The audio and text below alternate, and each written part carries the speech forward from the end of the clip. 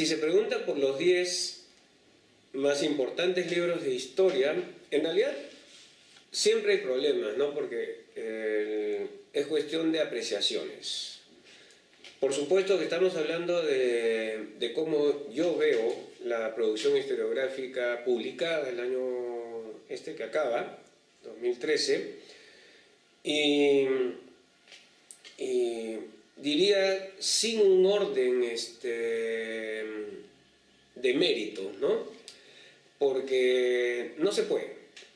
Los textos son de distintos asuntos, de distintos momentos en la historia, de distinta apreciación o enfoques, así es que una lista de 1, 2, 3, 4, 5, 6 creo que no sería muy conveniente. Si es necesario la podría dar, pero yo creo que una cosa sí, el primer puesto, ¿ya? El primer puesto yo lo doy para el libro de Alfonso Quirós. Claro, el libro de Alfonso Quirós, La historia de la corrupción en el Perú, lo considero el mejor texto de historia del Perú contemporáneo después de los textos clásicos de Basadre, digamos. Se trata de un texto orgánico, ¿no? de una historia del Perú orgánica, una historia del Perú coherente, una historia del Perú cuyo hilo conductor es algo novedoso, ¿no? Es lo que él considera, y muchos consideramos, un elemento que ha estado faltando en la historia, y él le da un lugar muy primordial, ¿no? A la corrupción, a las relaciones ilícitas, cosa que en buenos textos anteriores, cuando más se mencionaba, pero creo que el texto de Alfonso Quirós es un texto, para empezar, muy valiente, muy valiente, ¿no? Él se ha atrevido a hacer una historia que muchos no la hemos hecho. En segundo lugar, es un texto muy bien documentado.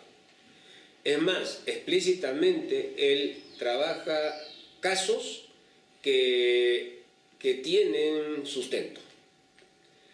Y en tercer lugar, es un texto que hace vínculos entre la corrupción y otros elementos, otros aspectos de la realidad histórica del Perú. Es decir, con la política, con la economía, con la sociedad, cosa que hace del texto no un recuento de actos corruptos, no es una crónica de la corrupción, sino es una historia, les decía, coherente, ¿no? Sin embargo, este no es el único texto que me ha llamado la atención a lo largo del año, ¿no? Hay varios más y me parece que hay buenos textos que se han realizado por historiadores jóvenes. Empiezo por uno que me llamó bastante la atención. Carlos Hurtado Ames publica Aeropuerto Francisco Carle de Jauja, que se trata de una historia distinta, una historia realmente bastante fascinante. Es la historia de cómo se construye el aeropuerto Francisco Carle en Jauja, pero no es una historia institucional. Me tocó presentar este libro en la Feria del Libro en Huancayo este año y me quedé gratamente sorprendido, porque yo pensaba que se trataba por el título, ¿no? De una historia institucional, y cuando lo leo digo, esta es una historia realmente fabulosa. Es la historia de una comunidad que se plantea como meta construir un aeropuerto y cifra sus esperanzas de desarrollo en este objetivo. Es muy bien documentado, muy bien escrito. Además, Carlos Hurtado ha dado muy buenos saltos, digamos, en su desarrollo profesional. Ahora es profesor de la Universidad Nacional de Trujillo. Por un lado, ¿no? Otro también joven investigador, Jorge Mendoza Vidal, lo conozco más como Américo Mendoza a él. Él incursiona en un tema bastante interesante que es hasta el día de hoy actual, ¿no? La idea de un sentimiento de inferioridad que encuentra él en las relaciones interpersonales desde tiempos coloniales. O sea, el egoísmo, ¿no? El individuo egoísta en la historia, una historia de afectos, es decir, no afectos de amores, sino relaciones, vínculos afectivos entre las personas. Realmente muy bien, muy interesante el texto, y yo creo que es uno de mis candidatos bien ganados, ¿no? Alejandro Salinas también es un gran historiador económico, ¿no? Alejandro Salinas ha hecho un excelente trabajo en el estudio de los costos de vida y de los salarios, relacionados con los salarios en el Perú del siglo XIX. Este es otro de los importantes. Mario Mesa, un texto ganador además de un concurso el año pasado, Justicia y Poder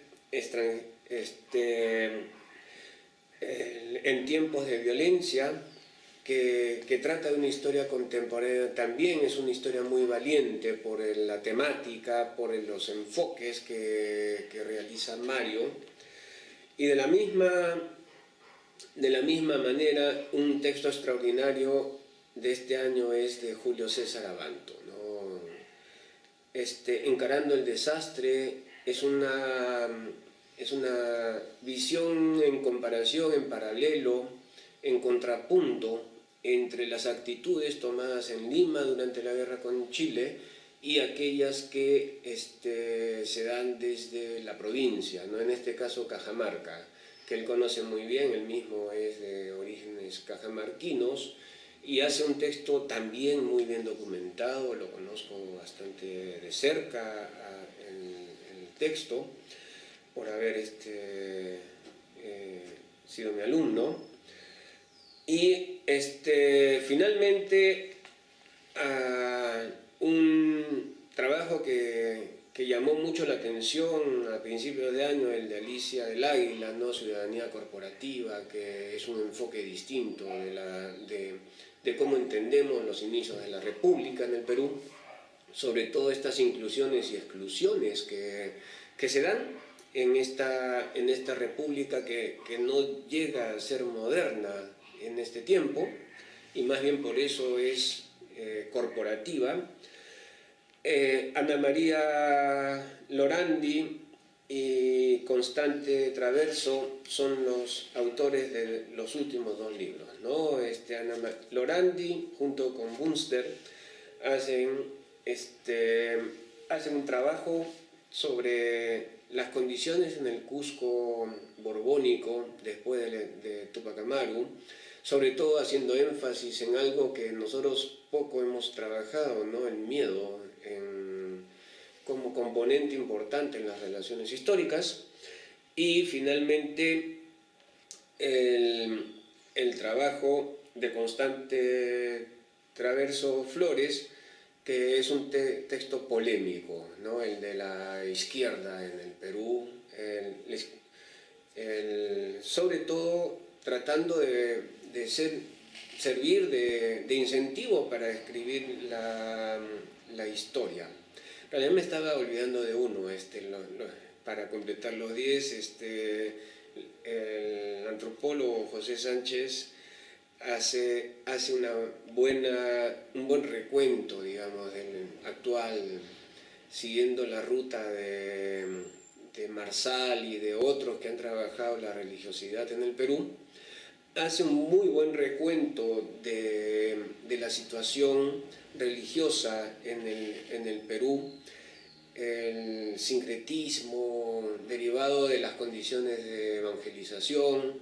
Yo creo que es un texto que tiene que dar bastante que hablar todavía, ¿no? en los estudios religiosos del país.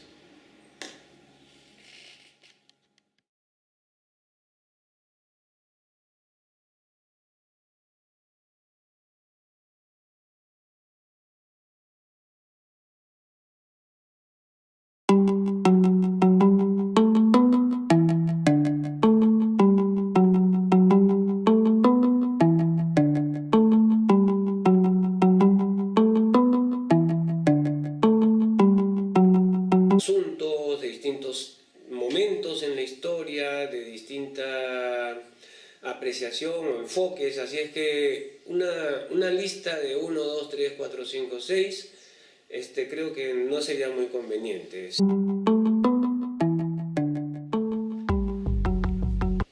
Si se pregunta por los 10 más importantes libros de historia, en realidad siempre hay problemas, ¿no? Porque es cuestión, y diría, sin un orden